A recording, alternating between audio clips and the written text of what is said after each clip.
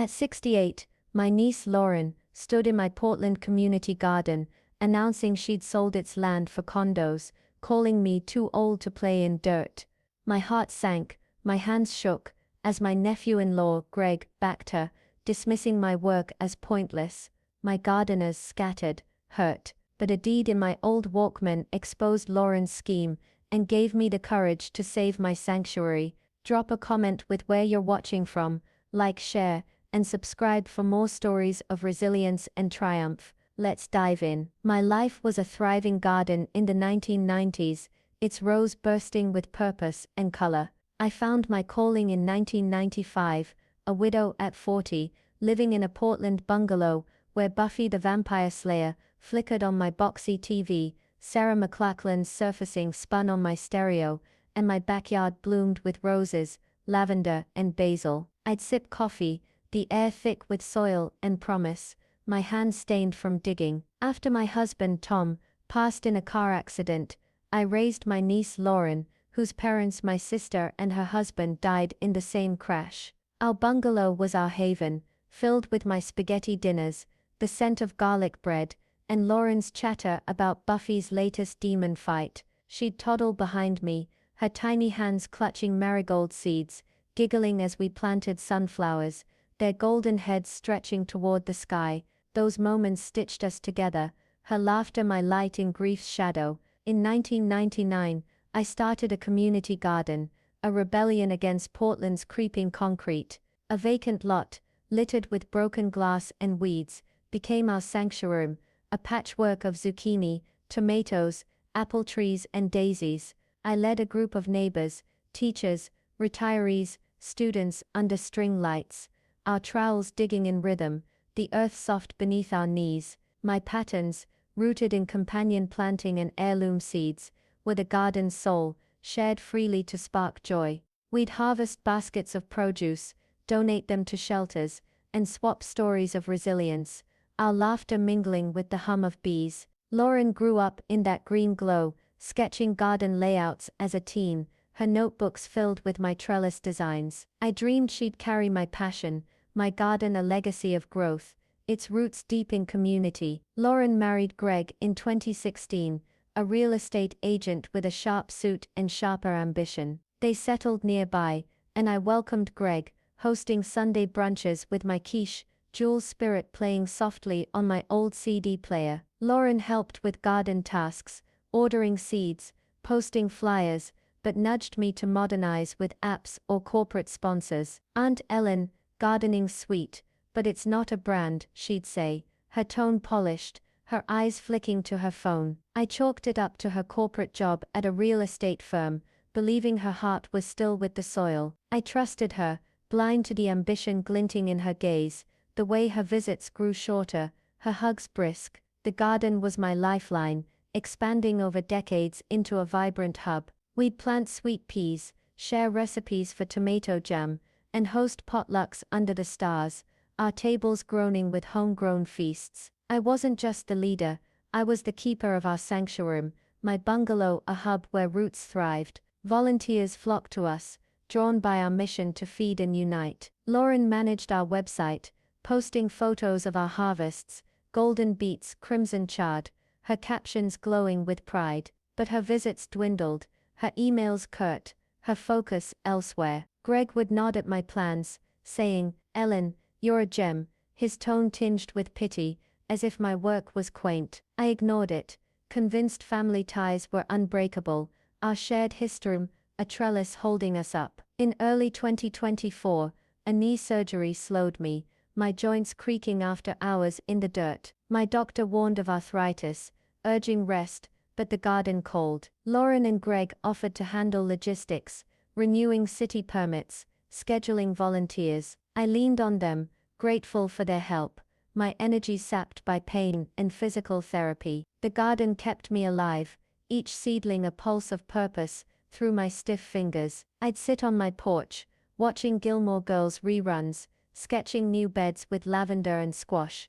feeling my strength flicker back. I didn't know Lauren was plotting, her loyalty a weed choking our bond. It was June 2024, a warm evening, the garden buzzing with life, crickets chirping, lavender swaying. I'd called a meeting under our ancient oak to plan our fall harvest.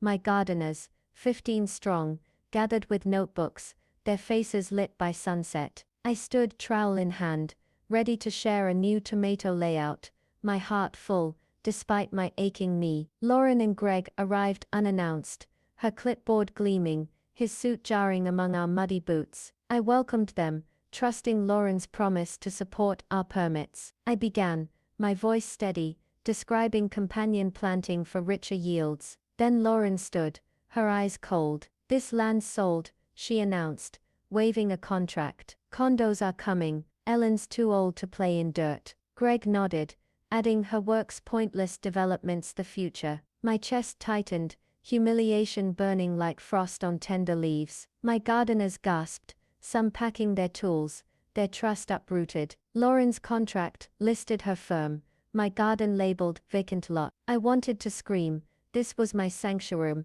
my decades of growth, but shame rooted me in place. My niece had sold my legacy for profit, casting me as irrelevant. I left, a note for Lauren, "I need space," slipped under her door, and drove away, everyone thinking I'd wilted. They were wrong. A seed of defiance was sprouting, ready to break through, but the first weed of doubt had taken root years before, a moment I'd ignored but couldn't erase. The first hint of Lauren's betrayal wasn't in the garden's soil, it was in 2018, at a community garden festival in Portland City Park, where the air buzzed with possibility. The lot was alive, beds bursting with kale, carrots, and daisies, their colors vivid against the gray skyline. A boombox played Lisa Loeb's Stay, its wistful notes weaving through the chatter of neighbors. My gardeners, 20 strong, set up tables piled with seedlings, homemade jams, and herb bundles, their hands dusted with earth. Banners fluttered, showcasing my companion planting charts and heirloom harvests, while photos lined the tables. Lauren and me planting peas in 2000, her pigtails swinging, gardeners pruning apple trees under a pink dusk, me smiling with a donated squash basket, my face lined but proud. The air smelled of fresh cider and loamy soil, a celebration of our sanctuary, a gift to the city that had embraced us. I stood on a makeshift stage, a wooden pallet draped with burlap, to address the crowd, my voice warm, my denim overalls patched at the knees. "This garden is our roots," I said, scanning Lauren, Greg, and my gardeners, their faces glowing in the afternoon light.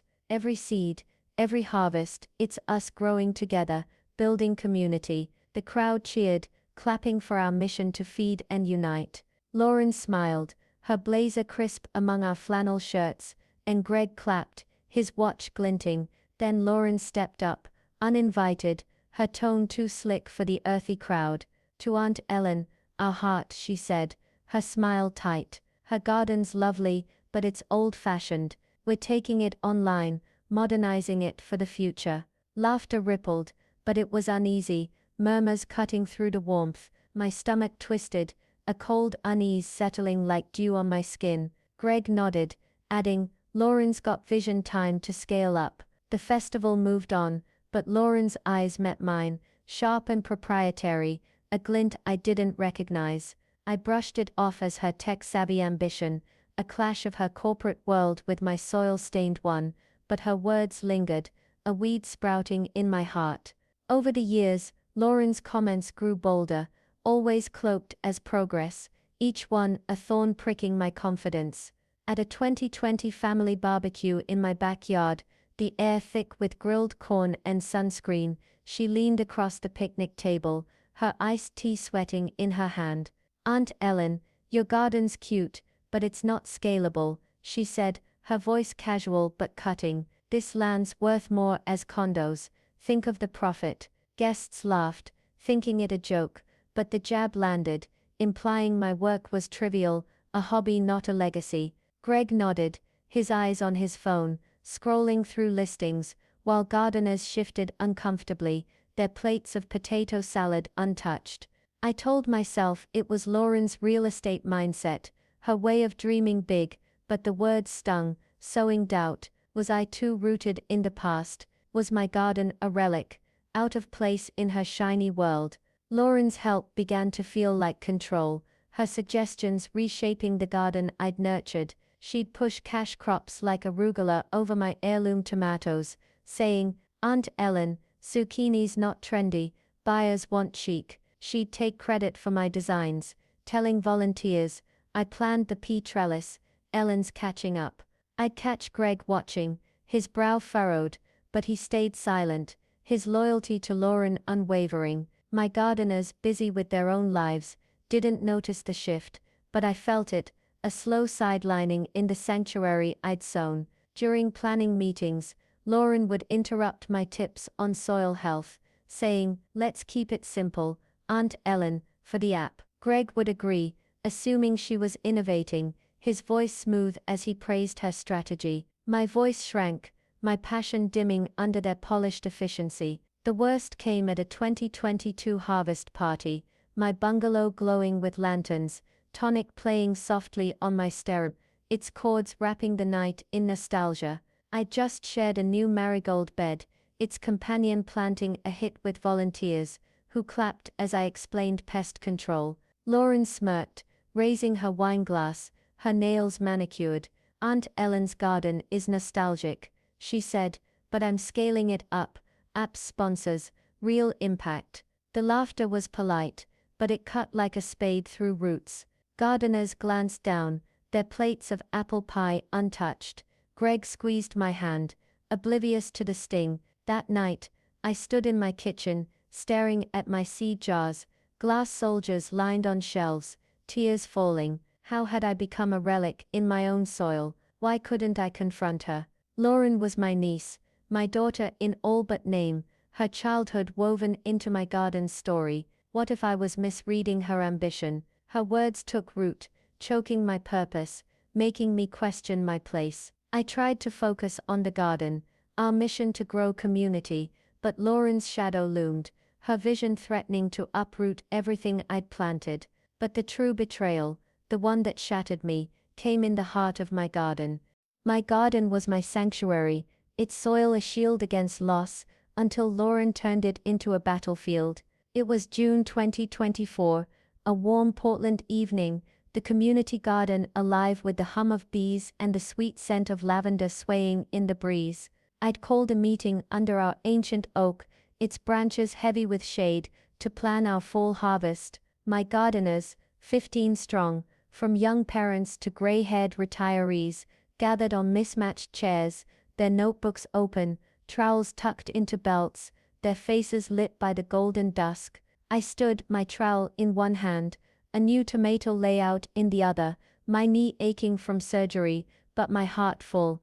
I was ready to inspire, to share companion planting that would boost our yields, unaware I was stepping into a trap, laid by the niece I'd raised like my own. My knee surgery in January had slowed me, my joints stiff after hours kneeling in the dirt. The doctor's warnings, arthritis, take it easy, echoed, but the garden was my pulse. Lauren and Greg had offered to manage logistics, a lifeline I grabbed gratefully. Lauren updated our website, posting photos of our crimson chard and golden beets, her captions promising to boost donations to shelters. Greg negotiated with the city, assuring me our lease was secure, his emails formal but kind. I trusted them, my energy drained by physical therapy and pain meds, my focus on coaxing seedlings through spring frosts. The garden kept me alive, each sprout a defiance of my body's limits, a reminder of why I'd poured decades into this soil. I didn't see Lauren's loyalty wilting, her eyes fixed on profit, not growth. As I began my presentation, describing how marigolds protect tomatoes, Lauren stood, her clipboard gleaming under the setting sun, her blazer stark among our faded jeans. Greg flanked her, his suit jarring, a briefcase at his feet. I paused, smiling, expecting support for our permits. "This land's sold," Lauren announced, her voice cold as she waved a contract at my gardeners. "Condos are coming. Ellen's too old to play in dirt." Greg nodded, his tone clipped, her work's pointless development's the future, time to clear out. My chest tightened, humiliation searing like frost on tender leaves. My gardeners gasped, their faces crumpling, Maria, a teacher, clutched her trowel. Sam, a retiree, shook his head. Some packed their tools, their trust uprooted, their footsteps heavy as they left. Lauren's contract, passed around, listed her real estate firm, my garden labeled vacant lot for development. I wanted to scream. This was my sanctuary, decades of growth. My heart poured into every root, but shame rooted me in place, my voice a whisper lost in the breeze. My niece had sold my legacy for condos, casting me as irrelevant in the community I'd built. Later, I lingered by the garden gate, unnoticed in the twilight, as Lauren spoke to Greg, their voices low but clear. This lot's a gold mine, she said, her tone gleeful. Condos will fund my firm's expansion. Ellen won't fight, she's too old, too soft. Greg replied, smart move, her plants are worthless compared to profit. Worthless, the word was a thorn, piercing my purpose, twisting deeper than the sale itself. I wanted to confront them, to demand how the girl I'd raised could betray me, but my legs felt like clay, my heart pounding like a trapped bird. Maria approached, her eyes wet, whispering, Ellen, I'm so sorry, before slipping away. The garden emptied, the oak's shadow swallowing the last light, my bungalow silent across the street. My sanctuary, once vibrant, felt violated, its beds trampled by Lauren's ambition. Lauren's betrayal spread like blight, choking everything I'd nurtured. She emailed the city, claiming I was unfit to manage the garden due to age-related decline, urging them to void our lease. She locked me out of our website, cancelled volunteer shifts, and erased my name from our records, replacing it with her firm's logo. My gardeners, hurt by the sale, grew distant. Some sent texts of support, others vanished, fearing the drama. The garden, my heart's core, became a graveyard, its raised beds mocking my loss, their soil dry without care. The pain wasn't just losing the lot, it was losing Lauren's belief in me, my place in our family, my identity as a grower who'd fed a community. I stood in my bungalow's kitchen, staring at my seed jars, their glass dull in the moonlight, and felt erased, my legacy sold for profit. I couldn't stay in Portland, surrounded by the ghost of my garden. That night, I packed a bag, leaving a note for Lauren.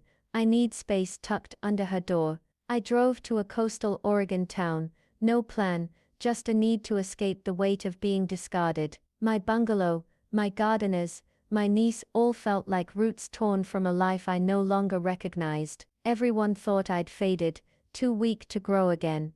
They were wrong. Deep inside, a seed of defiance stirred, its tendrils reaching for light, ready to break through the soil of despair. But in the quiet of my escape, I found something that would replant my purpose. I didn't choose my escape, it chose me, a primal pull from Portland's bustle to a coastal Oregon town where I'd vacationed in 2003, strolling beaches to Dido's Life for Rent on my Walkman. I rented a room at a weathered motel, its walls stained with salt, its windows rattling against the wind, framing gray waves that crashed endlessly. The bed sagged, the curtains mildewed, but the quiet was a balm, shielding me from voices calling my garden pointless. There I unraveled, the betrayal, a drought parching my spirit. I cried for my garden, its bed sold, for Lauren's cold words, slicing my worth, for the woman I'd let fade under her ambition. I'd skip meals, surviving on tea and stale crackers, my clothes hanging loose on my frame. I'd wandered ashore, my knitted scarf, one I'd made in 2000, fraying at the edges, the ocean's roar indifferent.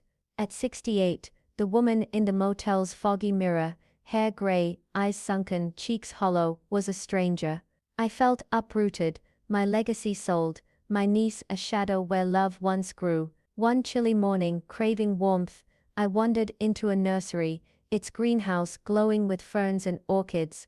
A radio played Michelle Branches everywhere, its upbeat chords stirring memories of gardening with Lauren, her teenage sketches pinned to my fridge. My sweater was pilled, my hands stiff with arthritis, but the owner, Clara, a gardener with soil-stained fingers and kind eyes, didn't flinch. Got a favorite plant? She asked, handing me a mug of chamomile tea. I mumbled, Marigolds, my voice rusty from disuse, and her smile cracked me open, a ray of sun through clouds.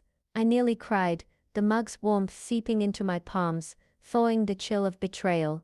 I sat by a fern display, waves crashing outside, and began writing, scribbling garden plans on napkins, pouring out Lauren's sale, my gardener's loss, my humiliation. The words were jagged, stained with tea, but they anchored me, a root reaching through despair, reminding me I was still a grower. My savings were thin, just $300 from my pension, barely covering the motel and gas. I'd ignored Lauren's texts. Aunt Ellen, where are you? And Greg's voicemails, their voices hollow, assuming I'd wilted.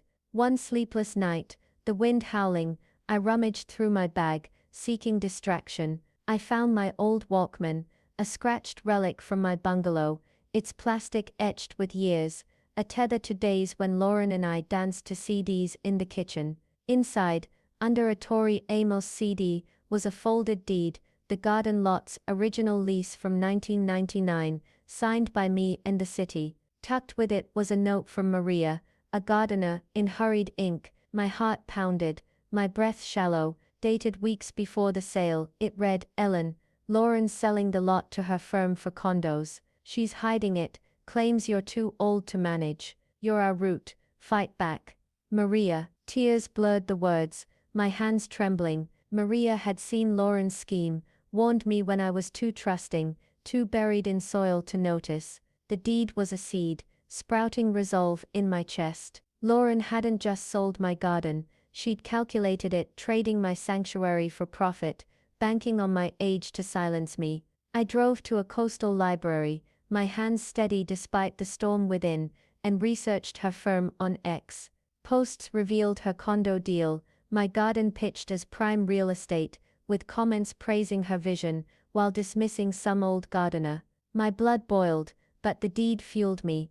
I hired Miss Patel, a sharp lawyer, recommended by Clara, who dug into Lauren's emails to developers, uncovering claims I'd retired, due to age-related decline. The garden was at risk, its lease vulnerable, but the deed was my weapon, proof I held the lot's heart. I stayed in Oregon, renting a tiny cottage with a view of dunes, its porch creaking under my steps. I volunteered at Clara's nursery, teaching kids to plant marigolds, their small hands in the dirt reviving my spark. I emailed my gardeners, sharing Maria's note, my words raw but urgent, rallying them for a comeback. Responses flooded in.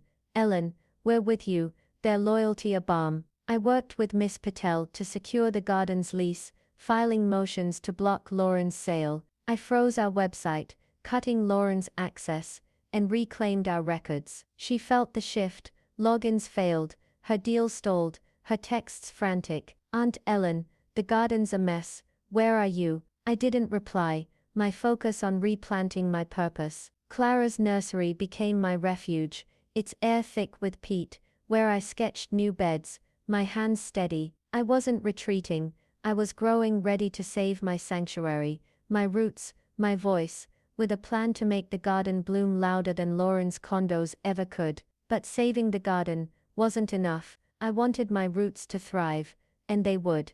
I didn't rush back to Portland, knowing a hasty return would be like planting in frost doomed to fail. I needed time to rebuild, not just the garden but the woman Lauren had tried to uproot. I stayed in Oregon, in my cottage with its sandy porch and the ocean's steady hum, a rhythm that steadied my heart. I volunteered at Clara's nursery, teaching kids to sow marigolds, their laughter echoing my old joy with Lauren when we'd plant peas under a spring sun. At night, I cooked my favorites, lasagna layered with homegrown basil, garlic bread crisp from the oven, filling the air with warmth.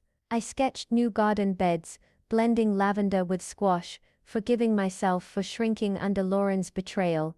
I bought new clothes, a green blouse, jeans, sturdy boots that gripped the earth. I dyed my hair a soft auburn, the stylist humming Snow Patrol's Chasing Cars, its melody a nod to 2005. New season, she asked, clipping my ends. I nodded, smiling.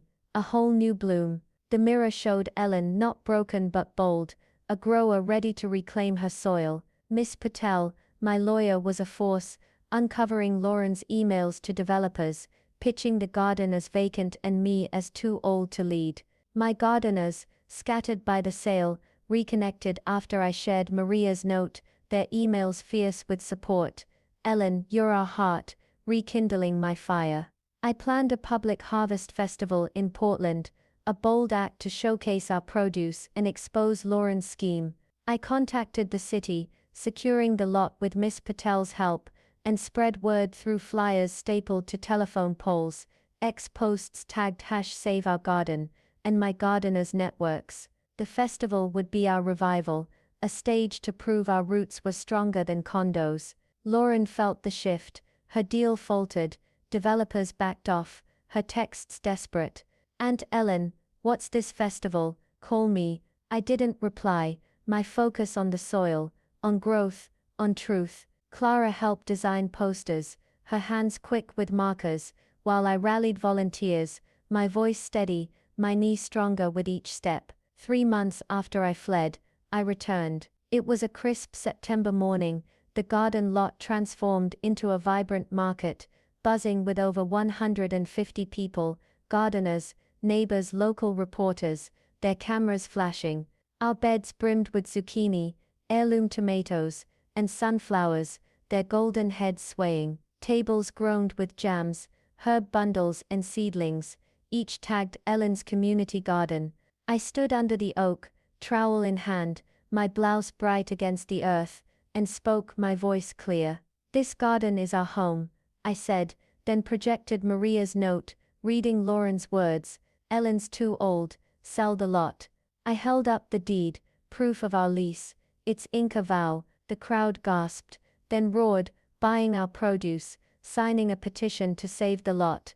My gardeners worked beside me, their trowels digging, their smiles wide, Maria tossing carrots to kids, Sam pruning roses. The festival went viral on X, shared by eco-activists and foodies, our hashtag trending. The city council, swayed by the petition, blocked Lauren's sale, preserving the garden. Lauren's firm crumbled, her condo deal dead, her ambition buried under our harvest's weight. Days later, I confronted Lauren at my bungalow, the deed in my hand, its edges worn but strong. She stood in my garden shed, surrounded by my seed jars, her face pale, her blazer rumpled. I know what you did, I said, calm but unyielding. You sold my garden, called me pointless. My festival proved who I am. Step back. She stammered, her voice cracking. Aunt Ellen, I was building my career, securing our future. I cut her off, my gaze steady as roots. You built it on my soil, my heart. Now live with it. She nodded, tears falling, and left quietly, her footsteps fading. The shed was mine again, its air thick with earth, my heart full, the garden's pulse beating strong. A month later, Miss Patel sent proof, Lauren's full pitch to developers, claiming my garden was unused, and her public apology to her firm for misjudging its value, posted on X to save face. I shared it with Greg, no note, just truth. He visited, his voice breaking, his suit swapped for jeans. I'm sorry, Ellen, I didn't see her plan. I hugged him, open but firm. We rebuild from here, honestly. Lauren called, asking to meet.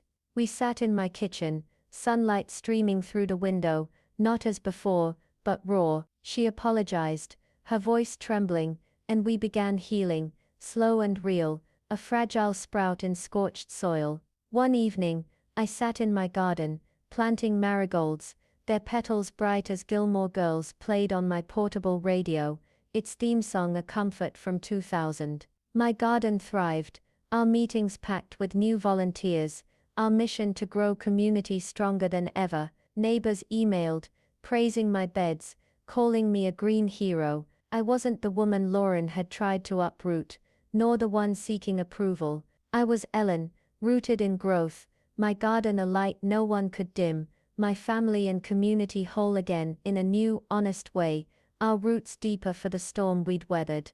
Thanks for listening.